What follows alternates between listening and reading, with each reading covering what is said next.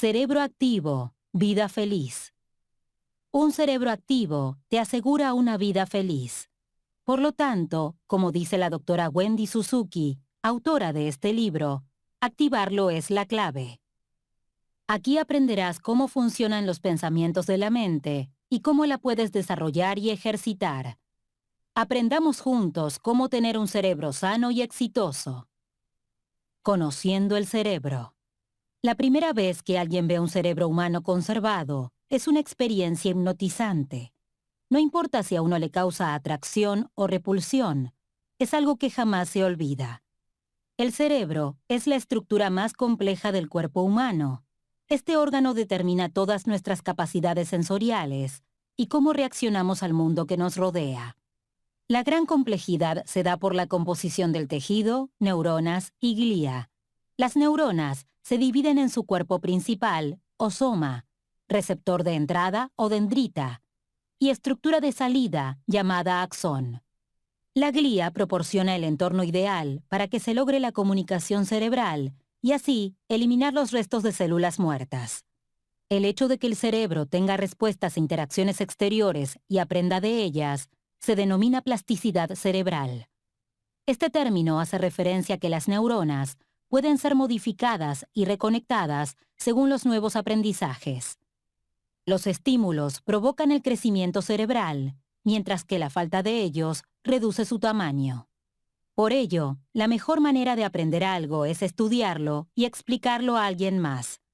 La tarea de entender y explicar hace que el cerebro se reforme a sí mismo y mejore su capacidad de resolución de problemas. Parte de esta capacidad se basa en la formación y retención de recuerdos. Es importante que conozcamos que en el cerebro, los recuerdos nuevos son generados en un espacio separado del lugar donde se guardan los antiguos. Esto sin mencionar que la memoria se clasifica en diferentes categorías: memoria episódica, memoria semántica, destrezas y hábitos, imprimación, memoria de trabajo. La forma en la que se determinan las regiones y calcificaciones de las partes del cerebro es mediante la introducción de electrodos muy pequeños. Dicha actividad no causa dolor, ya que en el cerebro no hay sensores para ello. Los aparatos detectan los impulsos eléctricos según los estímulos exteriores que llegan al cerebro.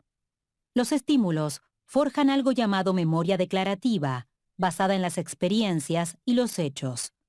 Asimismo, es una memoria que se puede expresar de forma consciente o de forma asociativa. Al haber podido describir la capacidad de expresar una memoria asociativa, como puede ser relacionar un rostro con un nombre, esto se convirtió en un pilar de las nuevas terapias. Tales tratamientos se han aplicado contra padecimientos complejos como el Alzheimer, lesiones traumáticas y el envejecimiento natural. Los recuerdos y los daños. Las lesiones cerebrales causantes de amnesia son relativamente raras y se dan en la misma región cerebral que la enfermedad de Alzheimer. Esta región es principalmente el hipocampo. Cuando los acontecimientos estimulan las emociones, se activa la región central y crítica emocional. Este proceso ayuda a reforzar la generación de nuevos recuerdos dentro del hipocampo. Un recuerdo muy emotivo será mucho más recordable que uno poco emotivo. La información sin emociones es difícil de recordar por la naturaleza del cerebro. Un truco para mantener los recuerdos antiguos es platicar acerca de ellos constantemente, contando la mayor cantidad de detalles posible. Esta conducta también puede favorecer tus relaciones familiares. Por otra parte, las situaciones de estrés social son capaces de reprimir la generación de recuerdos. Por lo general, las personas con problemas de memoria tienen dificultades ligadas a sus relaciones sociales o tienden a aislarse.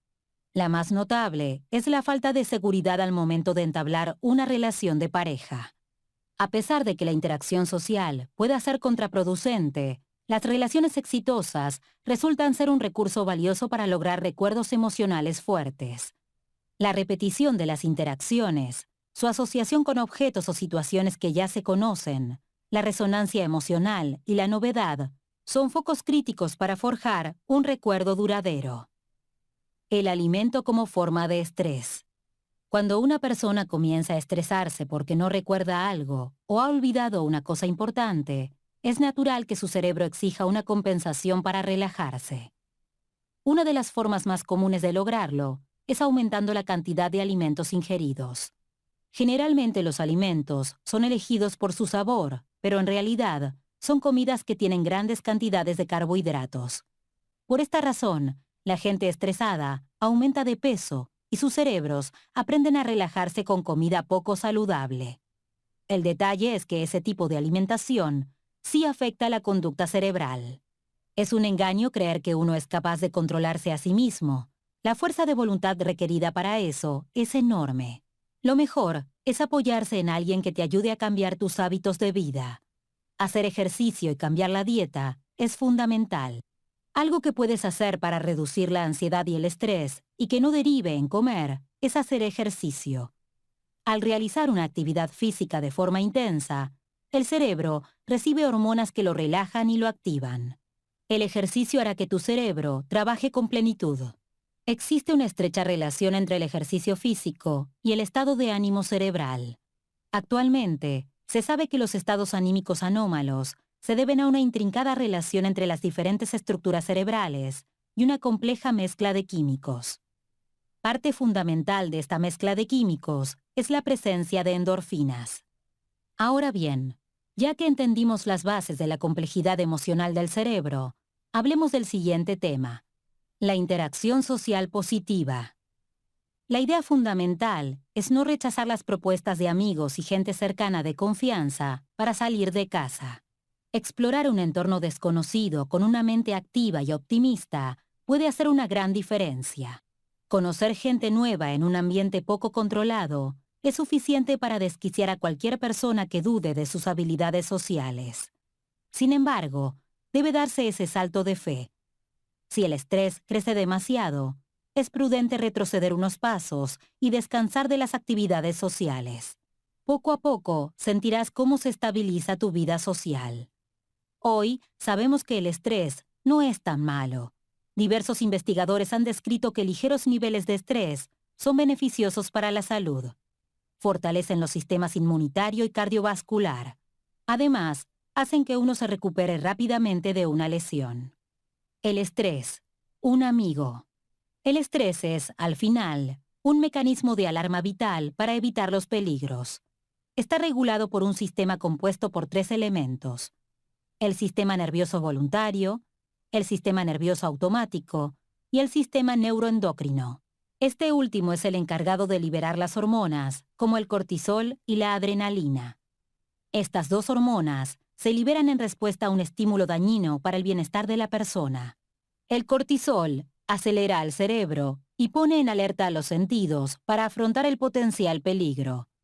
Por su parte, la adrenalina acelera el ritmo cardíaco, ensancha las vías respiratorias y dilata las pupilas. Nos prepara para huir o luchar.